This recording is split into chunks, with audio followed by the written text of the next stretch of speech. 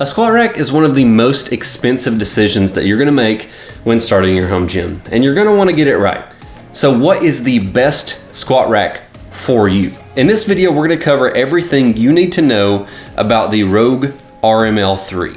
We're gonna talk about the specs, features, build process, so how easy and how quick is it to build this thing, the build quality, my experience with this rack, price, the main competitors to this rack. That way you can decide which rack will be the best for you based on what you're looking for.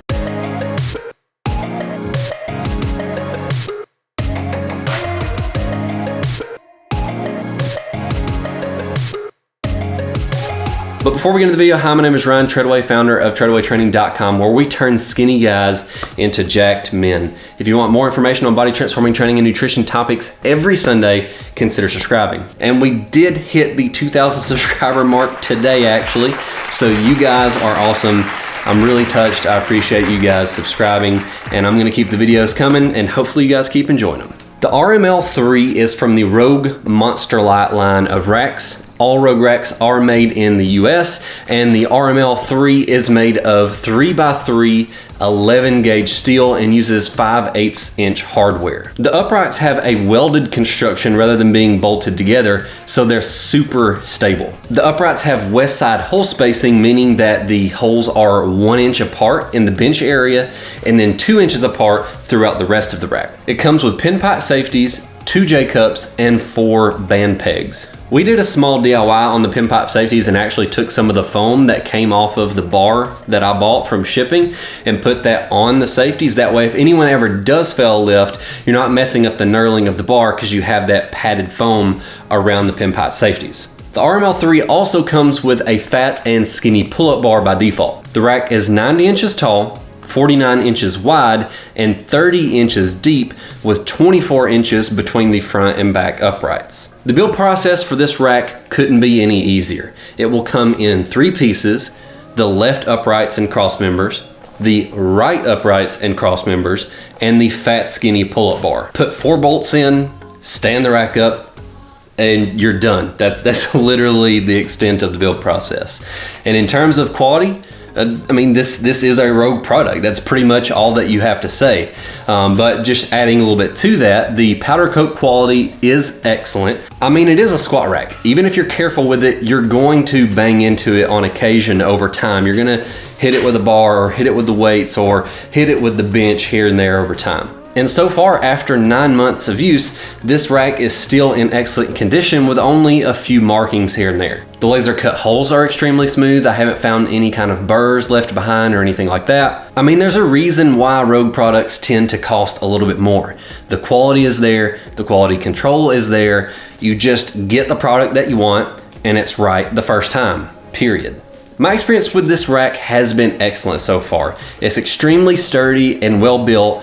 This rack is intended to be bolted down, and we did buy the concrete anchors, but quite honestly, just haven't felt the need to anchor it. I'm still slowly working my way back up on squats, but I have squatted 400 pounds in this rack, and the rack didn't move at all when re-racking the weight. I've also benched 335 in this rack, and I re-racked my bench weight a little bit more forcefully than my squat weight, and it didn't really move much on that either. In my opinion, the only way that you're gonna need to anchor this down is if you're squatting probably 600 plus, or if you just re-rack your weight very violently, or if you do a lot of band work with heavy bands. I have heard some people complain about the 24-inch depth of this rack for squatting, but personally, in 9 months, I've never walked the weight into the back of the rack a single time.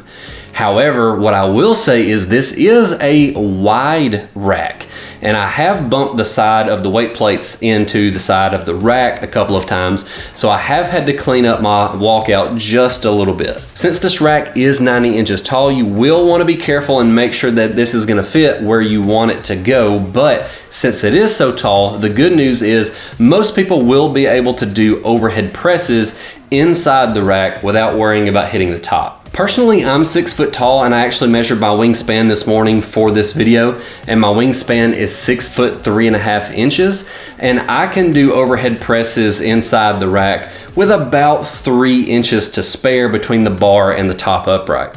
Now for the most important part of this video. If you're looking in the middle tier to middle upper tier, there are really 4 racks that you should consider in my opinion. This rack, which is the Monster Light line and starts at $755. The Rep Fitness PR4000, which is the direct competitor to the Monster Light line and starts at $763. The Rogue Monster line, which starts at $1,145. And the Rep Fitness PR5000, which is the direct competitor to the Monster line and starts at $1,034. I'll put all the links for these racks down in the description, and at the time of recording, the Monster and Monster Light lines are both in stock on Rogue's website. The first question to ask yourself when deciding between these 4 racks is, what is my budget? If your budget is under $1,000, then that obviously automatically eliminates the PR5000 and the Monster line racks.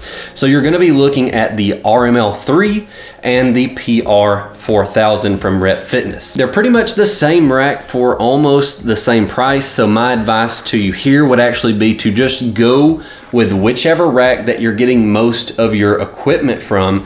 That way you can save on shipping costs. If you're buying only the squat rack and that's it, I would recommend you to go with the Rogue rack simply because their quality control is a little bit better. If you have the budget for any of these racks, then we have to make a pros and cons list. With the Monster line and the PR5000 line, you do have laser cut hole numbers all the way up the uprights, and in my opinion that's one of the biggest benefits, simply because with racks like these there have been a few times where when you're having to eyeball it, I've put the J-cups, you know, or the safeties one up or one down from each other without realizing it, and then it's a little bit crooked and then I have to go back and fix it. You also have 1-inch hardware, which is a more standardized size. This means you're gonna have a lot more variety of attachments that you can add to your rack. This also means you could easily adapt attachments from other brands such as Rep Fitness, Titan, Elite FTS, Valor, and several other companies. It is important to note with the 1-inch hardware, you do lose the west side hole spacing. And of course, the Monster and PR5000 lines are more expensive as well. So ultimately, outside of price, it boils down to,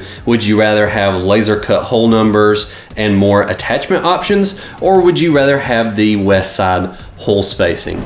Ultimately, you're not really gonna go wrong with any of these racks, though all 4 of these racks are amazing racks. For what it's worth though, I can say that when my wife and I build our new house, this rack is gonna stay here with my parents, and we're gonna go with the Rogue Monster series. If you wanna see a full garage gym build out using these racks, go ahead and watch this video. If you wanna see a budget garage gym build out, watch this video.